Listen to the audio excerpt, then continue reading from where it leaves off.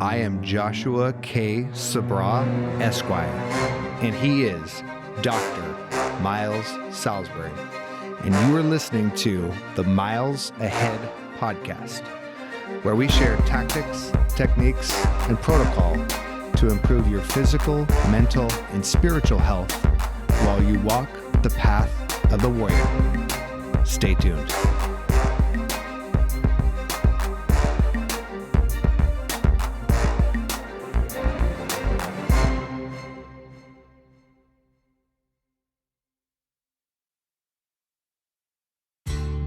In today's episode of the Miles Ahead podcast, we've got Ray Doktor, or Doktor,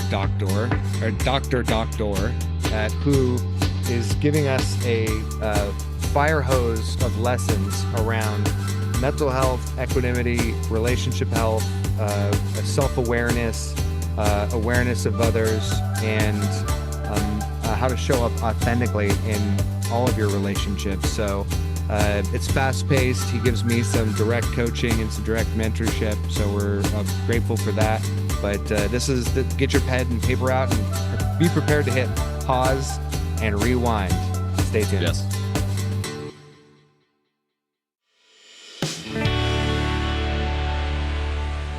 Oh, yeah. We're live. And we've got an awesome guest today. Miles, why don't you introduce Dr. Ray? Dr. Ray, who gets obviously the fun doctor all the time. Yes, I do. It's actually Doktor, but it sounds more fun the other way. It does. Doktor. But people actually don't hear it. They're like, what? So. Yeah, it trips them up a little bit. Yeah. I was thinking about a fun way to introduce it, and I have your book here, which is freaking amazing. I finished it yesterday. Wow. Yeah. Thanks. Like really good. Yeah. Honestly, I really appreciate that because people say that they will get it, but they don't, or they look at a quick chapter and that's it. But you actually bought the. I read it. Thank you. Yeah. Took notes and everything. It's good. I was thinking of a good way to introduce you as either you say it or read the blurb on the back, which is actually quite good. I don't what's cool for. Do you have a cool elevators? No, you can read that. That's cool. All right, this thing's great. Ray Dr. Saidi has been a life and relationship coach since 1995, assisting more than 6,000 clients to transcend limiting beliefs and face life's hurdles, enhancing their confidence, self-trust, and happiness for better individual and family well-being. He holds a doctorate in clinical psychology, a master's in counseling psychology, and a bachelor's in human behavior. Ray's unique and powerful approach to coaching blends his expertise with techniques like neuro-linguistic programming, hypnotherapy, EMDR, and ancient practices such as Qigong and meditation to offer a holistic approach to mental health. Thank you. Boom. It's short and gets to the point. It does. Yeah. We have a similar thing too. I have an undergrad in psych, a master's in psych, and a PhD in psych. So it's different specialties, but yeah, cool. Similar. Awesome. Well, I've got so many relationship questions for you, Doc. I'm so excited that you're coming on because I'm 2 years into a really good thing and I don't want to mess it up. So thank God you're here. Cool. How open are you to sharing aspects of that? Because more than often, hosts will start talking around it. I'm like, let's just get right into it. Let's get a free coaching session on this podcast. Well, I love it. Well, I'm working on my openness, so it's perfect time. Yeah, no.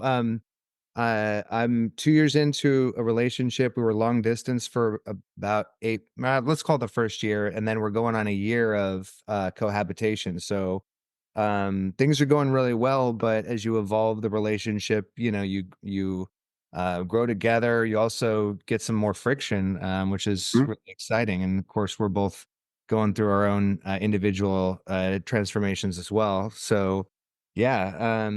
When you live together, you get to see more aspects of yourself that is reflected in your partner. So it's hard to hide.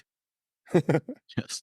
So true. They she asked me really great questions about why I leave things all over the house, or hey, are you through with that? Oh, then put it back. That type of conversation. But it's we have a great opposites attract situation, in general. She's Taurus. She's very calm, very cozy, or very wants to like slow down, wants to enjoy life. I'm just full of fire and constantly on the go and wanting to take on the next task or project. So we foster these things in each other, in a very when we're doing it right, we're both encouraging each other in the right way to be a little bit more balanced. And when we're not doing it right, we're sort of stepping on each other. And like, I feel frustrated at like lost momentum, or she'll like want me to slow down, or even just this is how, neurotic I am. She'll give me a hug that lasts like 12 seconds instead of 6. And I'm like, okay, yeah, okay, that's enough. I need to get going and do the next Tap thing. out, tap out. Yeah, yeah. And Well, for the fact that you actually count it, that could be concerning. I mean, dude, what do you got? Like a watch? You're like, okay, we're good to go. oh, yeah, that's right. And that's what I noticed is that, to your point of your partner reflects back to you what's going on and things about yourself. It's like I never am this affectionate. I'm never this like calm and chill. Like I don't just sit around for half a day and do nothing. And Mhm. and so I could see my agita as it arises. And no, I'm noticing it. It's like there's nothing wrong with any of those things. And like what the fact that that's my friction point is so interesting. And I was, you know, pulling Dr. Miles before you got on. I was like, what does that say about me that I'm just irritated at the thought or the idea of slowing down? Yeah, I'm going to share something with you, and that is so there's a possible chance that she's not using words that's clear for you, like an instruction manual of what it is that she is yearning for. As an example, if this like way of being, like being in a hurry, is creating a disconnect for her, or she feels like you're already off to next thing rather than being there with her, those moments when she can finally actually say hello or goodbye are this moment where she feels maybe more connected to you, plus when you're having sex. So what happens is that sometimes I notice it's a generalization, but women will more celebrate and compliment, or they'll talk about what you're doing well because for them, they might listen to feedback as criticism. Whereas with you, particularly, I'm going to assume you like feedback because it helps you grow. If you were to have a clear instruction that would help you create, uh, say, more of that connection for her to where you felt ease and it was simpler rather than these comments here and there, you might be able to show up better. And so sometimes what ends up happening when I start working with with couples, the man, typically the man, will turn to his partner and go, "Why didn't you just tell me that?" Yes. And then she says, "I did," but not in a way where he understood. So there could be something that is underneath that. She just wanted your presence. Whereas with you, I'm very similar. I'm very fiery. That's the masculine. We don't like to just sit in a space of just create and process and so forth. Once we experience contrast, such as we failed at something or our timing was poor, we try to figure out what we could do better next time, and then we're off to that next action. We want to go out there and do it. Whereas with more the feminine, and this is not to men or women, it's just in that space of feelings, it's more sitting with it still. So you're kind of like me, you go right to let's do it, let's try it. That excites you, that expansion, which is a great quality. Thank you. Yeah, I definitely agree. I like that part of myself, but I also feel I feel out of balance in moments. And you said something too about presence. And that Mhm. leads me to the question that I was going to ask on your ask you anyway. And so you brought it up. And one of the things you say you help couples with, or specifically men, is a lack of presence in their life or relationship. And uh, I'm I don't even know how you would define that. I'm not sure how I would define it. I guess, but you're the man. So what do you mean by that? presence? Yeah. So when you're on the list of things that you help people with, one of them was emotional outbursts, being agitated or snippy with your family, and lack of presence. Yeah. Well, so presence for me is the experience of being aware of m- my breath, to even on this interview, am I perspiring? Is my armpits wet? To am I talking over you or am I allowing you to talk as well? To recognizing the temperature of this room, and to where if I feel nervousness or I feel anger or I feel some sense of urgency, I know something's happening within me, and therefore it's maybe going to come out in my communication. And so presence is with all things in that moment to your best ability. And when you're able to have that much body awareness, you also know that what I'm feeling in this moment probably isn't either real or true, or I can take pause before I speak and see whether or not it's relevant for this moment. And so what ends up happening with people who are not present, they're quickly eating their food. Therefore, they're malnourished because they're not really properly breaking down the food. Uh, when they're not present to, say, making that win, whether it's getting the deal like the signature, or just looking at their bank account and there's money coming in, they might go into, I got to do something else. Therefore, it's never enough. They're never satisfied.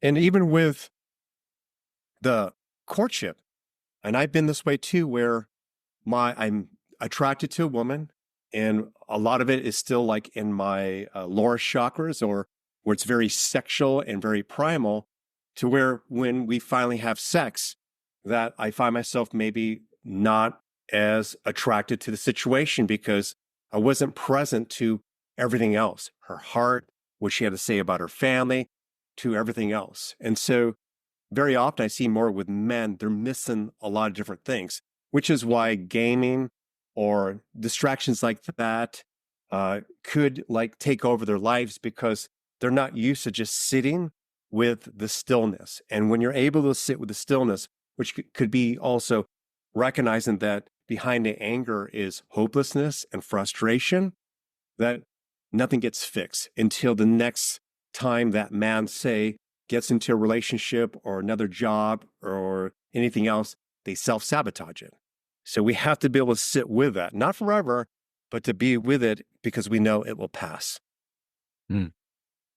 I Yeah, love that's well said. Nice.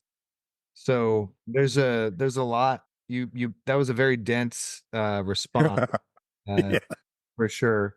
Um, but you mentioned kind of part of it is part of presence is receiving the information from the moment, whether it's bodily sensation, whether Mhm.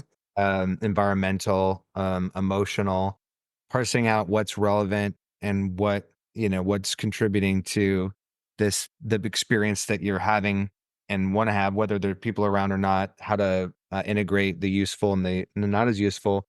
And then part of it is just the raw receiving of the sensations and the whether it's the win from a successful action or the negative emotion that just boils up from stillness and being Mhm. as well. So it's Yeah.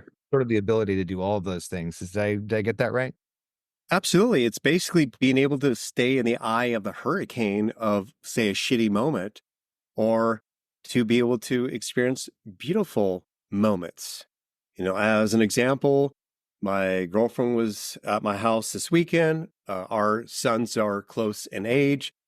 You know, there wasn't really much she had to do because, particularly when they're in my home, things just go the right way.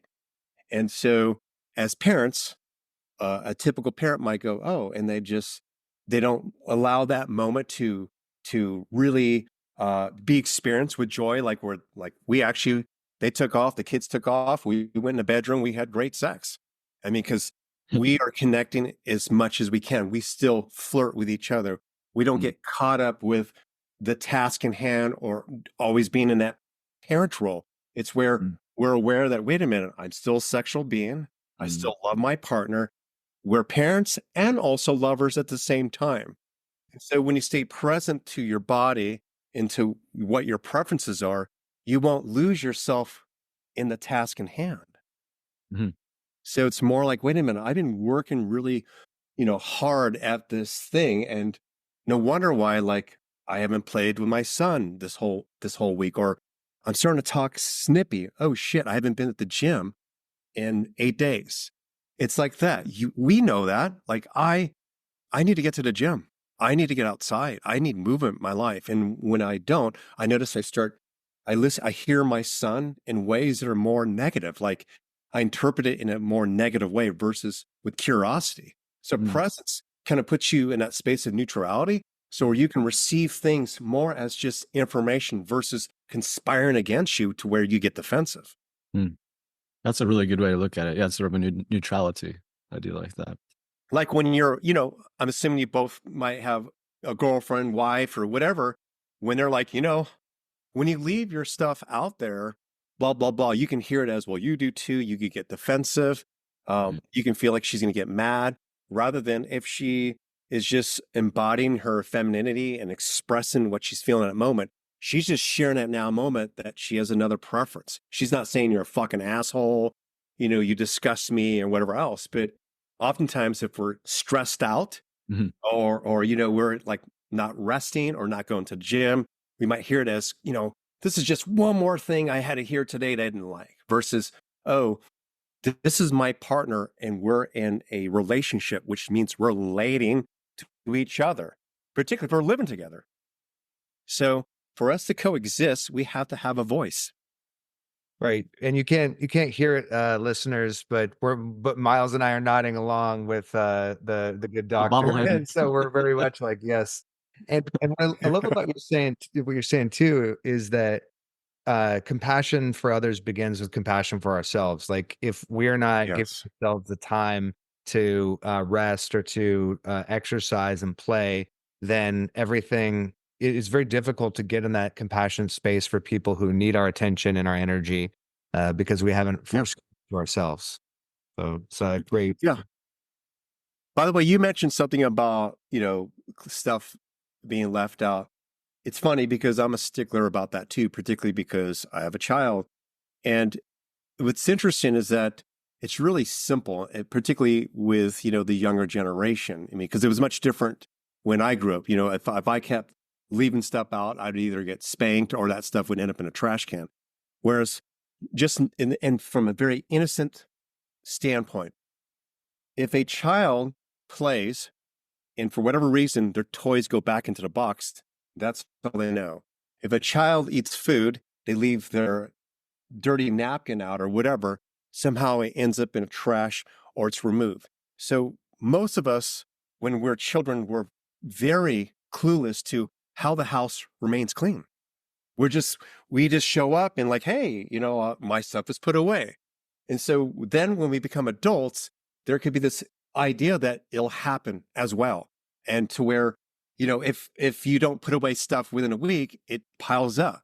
And so it doesn't mean a person's a slob or they're intentionally trying to avoid putting stuff away. It might be something that's not practiced or understood. And I've worked with younger couples where the house is messy and they're professionals and are saying, well, she doesn't want to do it. He doesn't want to do it. I'm like, well, you both had mothers who cleaned it up. So hire a maid.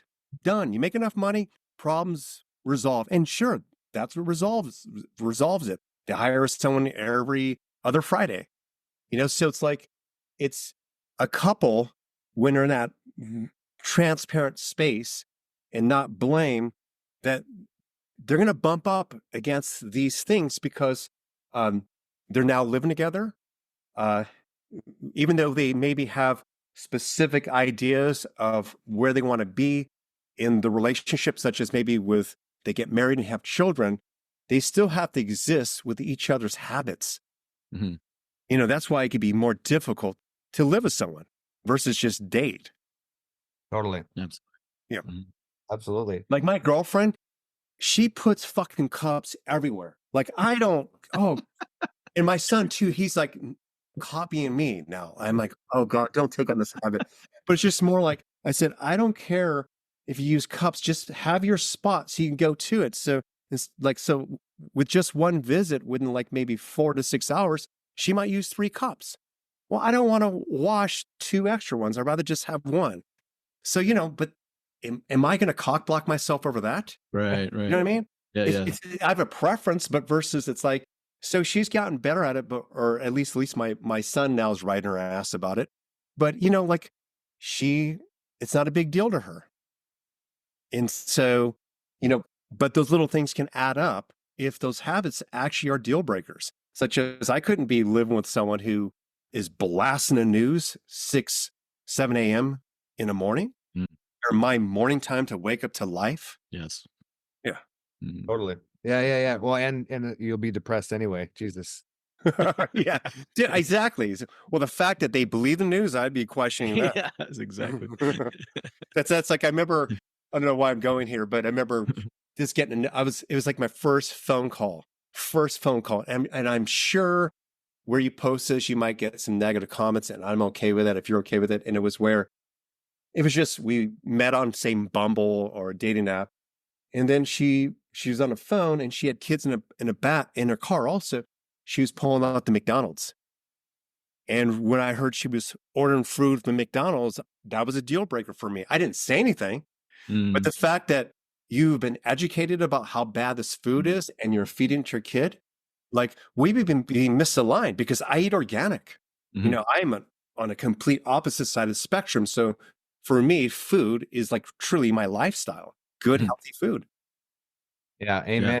Oh, it's that's right. I appreciate you saying that. And Jim Gaffigan, he has a bit about that. If you're a fan of his comedy, he's like, I tell people I eat it from McDonald's, and they all give me the same look. They go, "Oh, I didn't know I was better than you." That's funny. Yeah, he's a pretty funny guy. Yeah. Yeah, But it's you not guys, judging the person, but like there's a big mismatch that's going to happen in a home. And I have a child, so you're not going Right. to feed my son that crap. Yeah, you got to be aligned in some areas, or there will be deal breakers at some point for sure. Yes. well, you've got you got the finger on the pulse for me and my relationship. You're doing the Lord's work. Do you have any specific questions, or do you just want him to continue to give me therapy, Miles? It's good. It's kind of nice for me You not to. guys didn't even want to do a podcast with me. You just want to get a free coaching session. It's cheaper. Exactly. We're not Right actually away. recording. Okay. Well, after reading your book, it's like, yeah, that would actually be fun.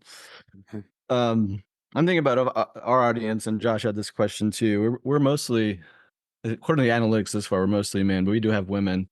And in your book, you talk a lot about the hero's journey, and I love that. I love that archetypal monomyth, and I think it will attract women as well. But there's something about the hero that I think attracts men. Mhm. Is that something you use when you work with men, like walking them through what that looks like archetypally for them, metaphorically for them?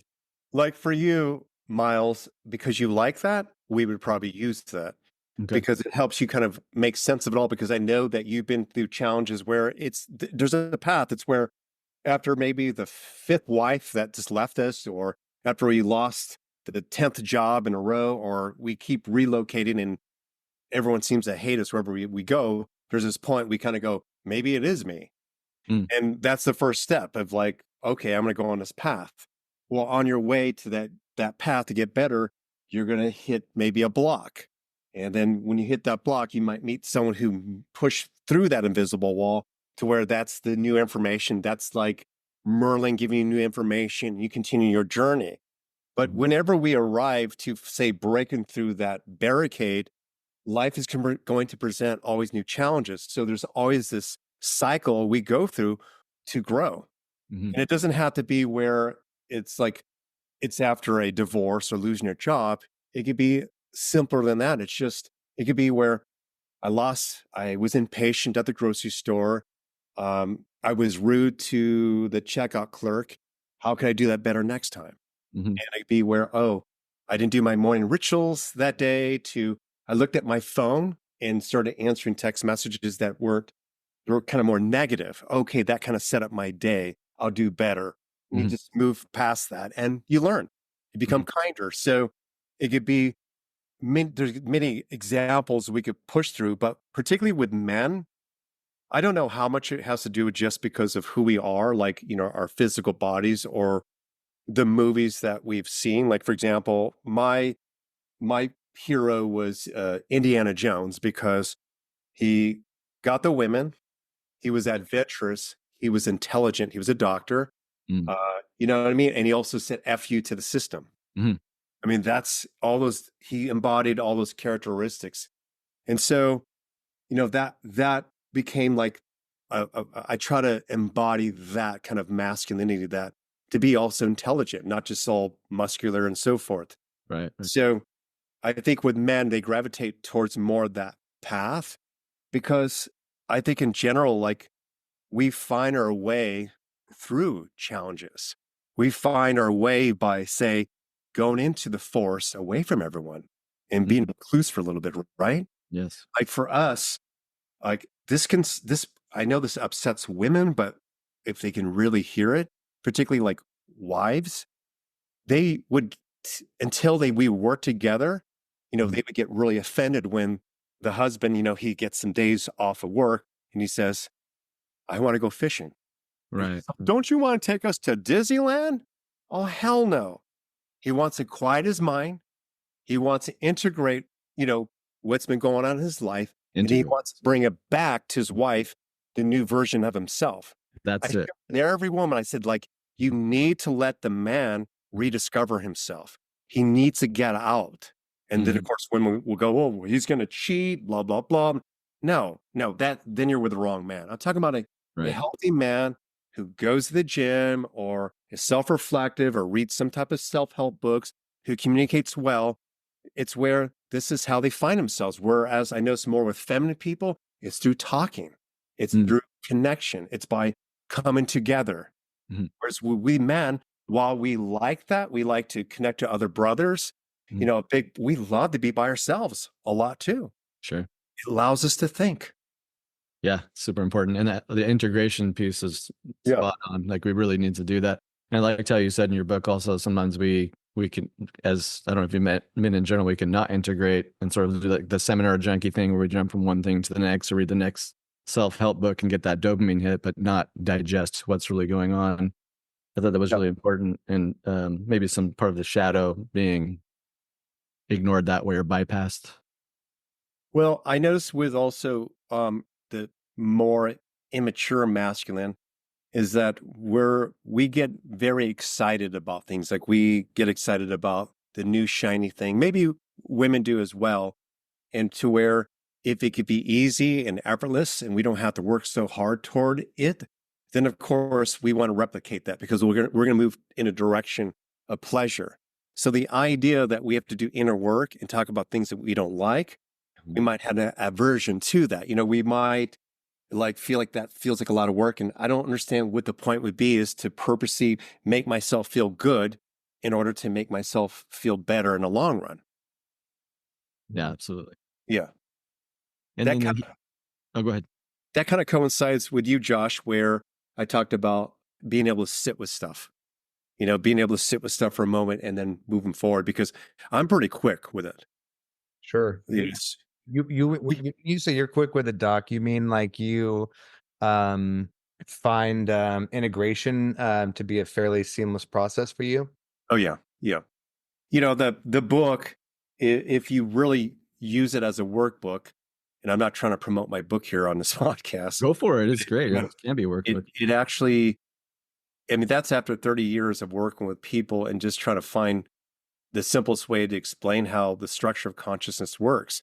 So if you go through all the processes that are in that book, you should arrive to a better sense of self or what it means to be your authentic self. Because most people in relationships are in relationships and don't even know why. They usually say the basics, and that is, I want a companion. I want sex. I want someone to talk to, but it's never, I want someone to see my shadows in my light. I want someone to love me more than I love myself when I'm really down on myself. Um, I want someone to maybe give me a different perspective on the same things that we're experiencing, because I have a tendency to be maybe a little more negative, or I still have the outdated programs that my parents taught me. I mean, it does. So if we don't want someone exactly like us. We want someone who can reflect both the light and dark in us, and that we have that healthy container where we can communicate about it so we both can grow together. Mhm. Yeah, Yeah, listen. absolutely right. That's what you just came on to our podcast so that we could build up your self-esteem, Doc. You just wanted to know how right you were. Uh, but that's the truth. How did you know? We're reflecting back to you. It's the it's difficult to explain to people. I was married before and I got a divorce, and I was married to a really nice person, and I was a good person. I think all those things you're saying, I didn't have the language for, and there was so much inner work that I hadn't done that I didn't really even know how to be authentic or to ask for what I needed, or even, yeah, I mean, I was so stunted in my personal emotional development that I think that any of those healthy conflicts you're talking about where someone reflects back to you, what they're saying, I didn't have space for that because I was I lacked so much self-awareness that I would just project onto uh my ex-wife, and she would and she wouldn't really have the tools either to communicate with me. So uh all these things that you're saying sound so easy and sound so clear the way they roll off your tongue, but when you're in the moment and you're battling with somebody, or you're blaming, or you're not taking responsibility, it doesn't feel like these are all, oh, this is a great opportunity for me to develop or for me to learn something about it. Yeah, you're right. That's why when you do it either with a coach or intentionally, I'll give you an example. One of my heroes is Bruce Lee, and he has been for a very long time. You should actually see my hair, what it looked like when I was 11 years old, because it was very similar. And, Nice. I was into martial arts as well, but it's more into his life philosophy. So early on, I was exposed to the Tao Te Ching, because that's what a lot of his teachings are derived from. And he was all about feedback. And I'll give you an example. And I'm going to probably botch this story, but I'll share it to my best ability. So when he was starting the studio here and it was going well, I guess people in China wanted to close him down because, first off, he's not full-blooded Chinese, but he also created a more hybrid version of it. So he was challenged to where they would get their best fighter and fight him. And if he were to win, he can keep his studio. If he were to lose, of course, he would have to surrender it. And this really happened. You usually only see this stuff in the movies. And this is shared by Shannon Lee, who was his daughter. Mm. And he fought the guy and just kicked the guy's ass really quickly, but he was running out of breath. The guy ran from him, so he's chasing him. And so, when he won the fight, people came to him and they were trying to celebrate him, but he was writing in a journal. He didn't seem to be that happy. And the reason was this: he recognized he was out of shape, that he needed to add more stuff to his workout routines. I would say he was the first MMA fighter in a way, to where he incorporated yoga and other things to be the ultimate fighter, because he said, in a street fight, I would have got my ass kicked. Mm. I didn't have the endurance. So that's when he expanded his martial arts from that feedback, even though it was a victory. And so the pro athletes do that all the time. They watch a recording of what they did really well, but also how they failed. And that's the only way we can learn. And if we can all embrace that, it would be amazing. So it's like being able to create a healthy container for ourselves to receive our partner. So you mentioned it's hard to do it in real time, which is true. But if you're doing it at least twice a week with yourself, then you're used to the idea that you're not perfect. You're used to the idea that you are here to grow.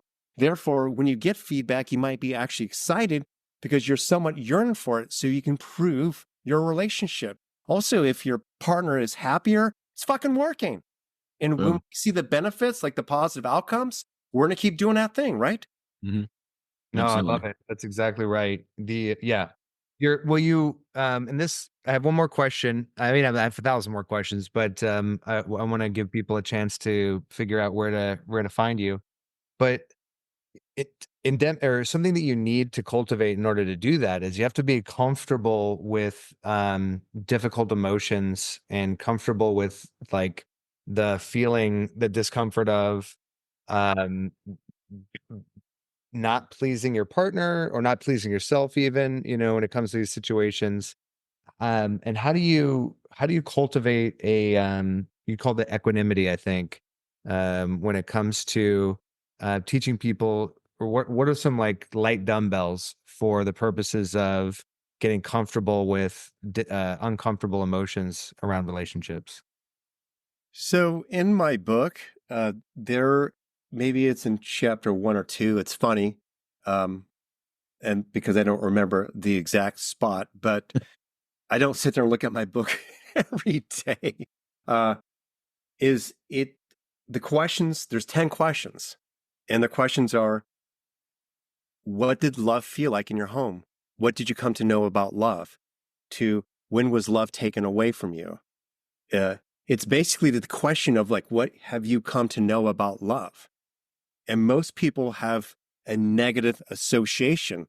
Therefore, they have internalized that, and you have a negative relationship with yourself. Does that make sense? It's 100%. internalized. So if you heal that, when someone like your partner tries to correct you, it's not going to that unhealed space within yourself that judges yourself.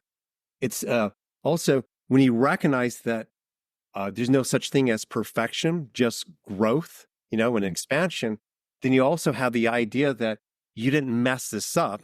This is an opportunity. So it starts with yourself. That's what it really means. What does love mean to me?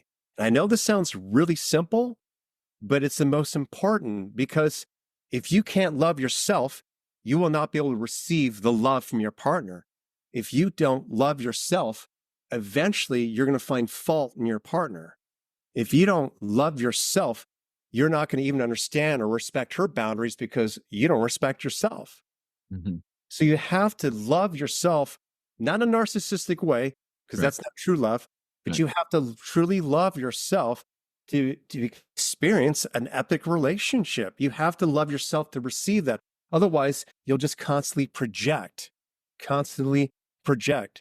Mhm. An example would be this.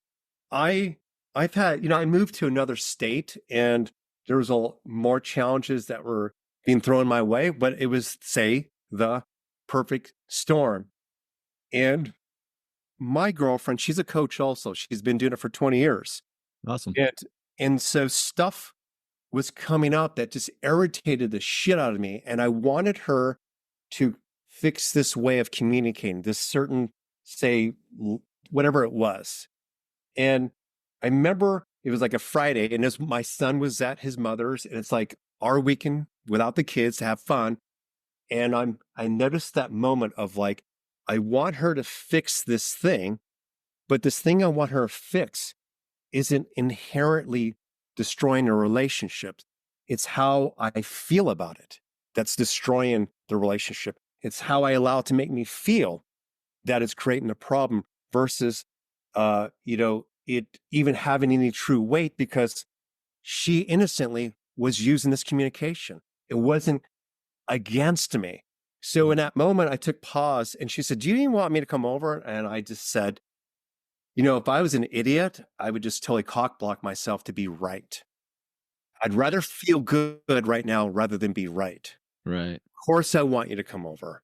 And I don't even want to talk about this thing. This is something we can shelf and talk about. It's something that might take some process because she has like some programming that she experienced with her parents. Sure. So when we get in a relationship, we're going to come with the way we behave that maybe doesn't really work. You know, as an example, do you pick up that I could be probably pretty intense? You're pretty in a good way. excitable. Okay. All right. It's a All good right. way, yeah. Okay. And so I was also raised by a Marine. My father was a Marines for 30 years, fought in World War II, the Korean Semper War, Fi. 3 tours in Vietnam. So my dad spoke with a really loud voice and he Mm. had a lot of intensity. And so when I'm passionate, my voice can go up and it can scare people. But what if I kept sharing with my girlfriend, what do you expect? I was raised by a New York Jew from the Bronx who was also in the Marines, like, what do you expect? No, Right. she's a soft woman, but also strong. She wants to hear a little bit more softness. So even though I want her to accept this part of me or not take it personally, I want to work on it because my son experiences it also. Yes. So it's not something, it's not new to me that I'm hearing this from her. I've heard this from other women also. Like, are you mad at me because you're very loud? I'm like, Mm. you know, so I grew up with that. Mhm. If you're around my brothers, we talk this way. No one gets offended. Mhm. But when we're around other families, it might trip them out a little bit. Yeah, well, you're sort of healing the generational wounds. I think you spoke about that in Mhm, your book a little bit too, which mhm. is great. Yes. When And you you're asking a better question than "Am I right?" You're asking, "Is this creating the results that I wanna live with?" Yeah. Yeah. That much Yeah. complicated, place to come from. So, what I'm sure you talked about in your book, I didn't, I'll get it from Miles, once he lets it out of his paws. Um, what was the trigger for you to go down this road as a career path? Um, I don't think there was a trigger. It's been a kind of forever unfolding process. It's even what I wrote in the book, and that is where I've had 2 near-death experiences. So I think I started thinking differently about people and spirituality. While people were still questioning whether or not there's a heaven and hell, I was already like in a space of, no, there's a higher power, and I'm fearless to that. So I never had death anxiety, but that also led to uh, I was very intuitive. I dabbled into drugs and alcohol. Um, I I ended up getting after my second DUI. Uh, my counselor Jim said to me, and he said that I don't know if you have a drinking problem, but you create a lot of problems when you drink, which was true, and that led to therapy. And I guess you could say that I just became more insightful and interested in this. And the true awakening happened, which I wrote about in a book, was I was on tour as a dancer, and a woman named Marcy, she, I had a moment where I got frustrated because I just wanted to be with her, and she was going to bring a friend. And I thought, I was in my 20s. I was just thinking about myself and my penis. This friend's going to cock block me. I mean, that's what I was thinking. I was a young Sure. man. Sure. And Marcy responded with, if that's how you feel, it's okay. Like, she didn't come at me. She was Mm. so calm. And then I got off the phone, and I thought to myself, oh my God, she didn't like add gasoline to the fire. And I called her back, and I liked her spirit so much. I said, come on by, come over. And it did go well. Her friend ended up with my friend, and we're still in each other's lives, but she bought me the book, You Can Heal Your Life. And that's where the real journey began. And that's when I started getting into more metaphysics, and I started practicing those principles. My life just started getting better. And when I say better, like, I'm in a really good financial position. I'm in really good health. I have a really great relationship. I don't have a lot of drama in my life. I'm 55. I have a lot more energy than most 20-year-olds. So, Look at that. like, the food's working that I'm, consuming, and the lifestyle I'm doing seems to support me. So, Yeah. And well, I love that. So, there's a secret a secret tip in there is, say yes to life, by saying yes to a nice first date. That's good. yeah, yeah, yep. Um, Yeah, they also call us wounded healers in this field, and so you definitely get that. And in your book, you even at a young age, you had some rough experiences with would you call them the Forrest Gump? Um, Oh, I was born with my legs crooked and turned in, and I had braces to pull them out. pull 'em out. Yeah. And I had it up until, like, I think the beginning of first grade. Mhm. See, I was made fun of. I was called Gimp. What was the other? I don't know, cripple. It was strange. Mhm. Kids were mean, and I looked a lot more Japanese uh, when I was younger. I somehow, as I became an adult, I looked less Asian, but I also was in a conservative area with mostly white people. So I experienced a lot of things like that early on in my life. So Yeah, made me who I am. absolutely. And then you said when you took those off, you actually launched yourself in sports and actually propelled. Oh yeah, yeah. The only thing is that because I didn't do the inner work, with each trophy or each accomplishment, it still wasn't enough. So Right. winning at things was not hard for me. It was being satisfied Mm. with the process, which was what I had to learn. Hmm. Even a book, when I it didn't take me a super long time, and even before I became a bestseller, uh, I was talking to my marketing team. I said that I just want to have fun this time through this process. Yes. I have an album out also, I think in 2001 or 2002, and that I got on 5 different radio stations. And because I was less integrated and knew this stuff, I mean, it was such a stressful experience Mm. and it wasn't that fun Hmm. creating that. And so kind of like George Foreman talks about like when he fought Muhammad Ali and he lost, like he felt like a piece of shit for a while and he kept his head down. And then, even when he was at the top of his game, he wasn't present. He was like out of shape. And then when he hit his late 30s and decided to go a second time to be the heavyweight champion of the world the second time, he talks about that. There's this beautiful quote. And he said, when I would run in mountains, I smelt the fresh air. I saw the birds. I saw the beauty. Like he's way more integrated. He had a near-death experience. He became a pastor, but he talks about that. And even his first fight, that he brought his trainer back, and his whole angle back when he was younger was anger. He had so much anger. He was an angry young man. And what was interesting is his trainer was afraid because he's smiling, he's like calm. And he said to his trainer, he said, this time we're going to do it my way. I'm a different person. I'm not that person anymore. And sure enough, you'll see some of the fights in the 90s when he was just beating the shit out of people. He was like looking at the ref saying, stop the fight. He didn't want to do anymore. He was just, Big George was just, it was kind of like he still had his power. Hmm. And even when he won, you'll see him drop his knees and he just prays to Jesus. It's kind of Mm. a beautiful thing. But the point of that is just like, when you get older, when you maybe get wiser, you recognize that you don't have to work so hard, you have to remain in your heart in Mm. the process. Hmm. You Amen. have to That's be present. that's a Yep. great message for men too, because I think those are two scary places for us to go. Yep.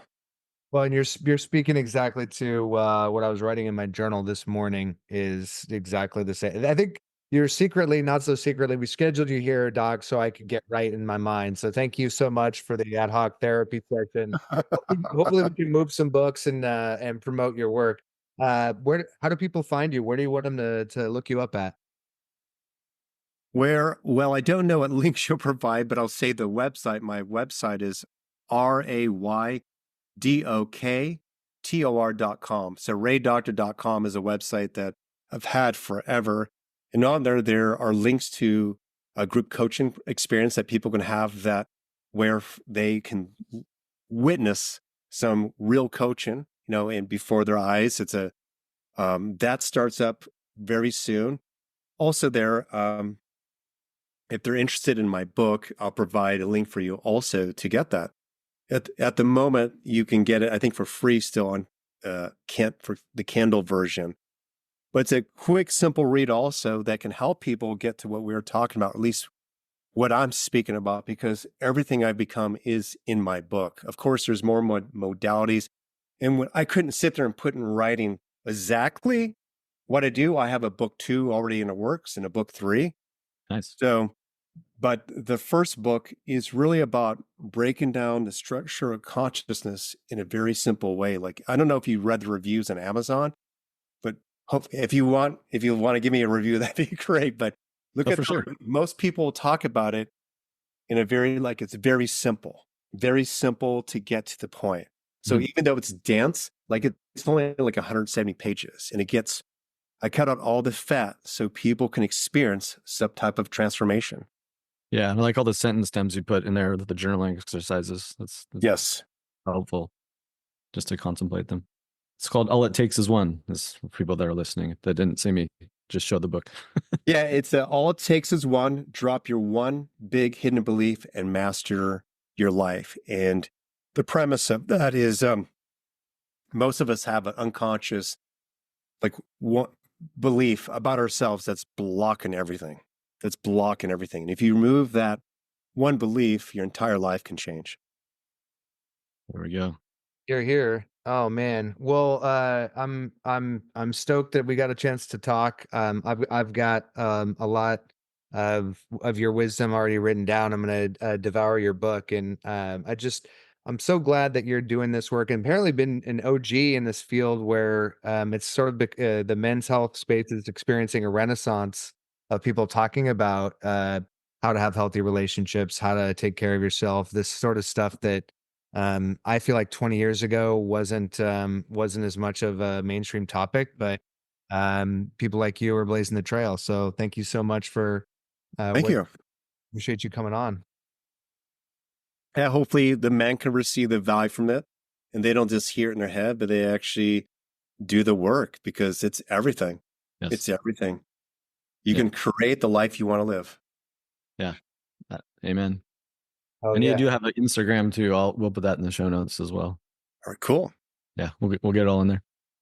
Well, hopefully we can have you back sometime, and when book 2 comes out and book 3, we talk more. That'd be cool. That would be awesome. Or if you just have another topic you would like to, talk about, if you want to talk about healing trauma, what that can look like to open up PTSD, like what that really means. There's many topics in which we can have fun to explore.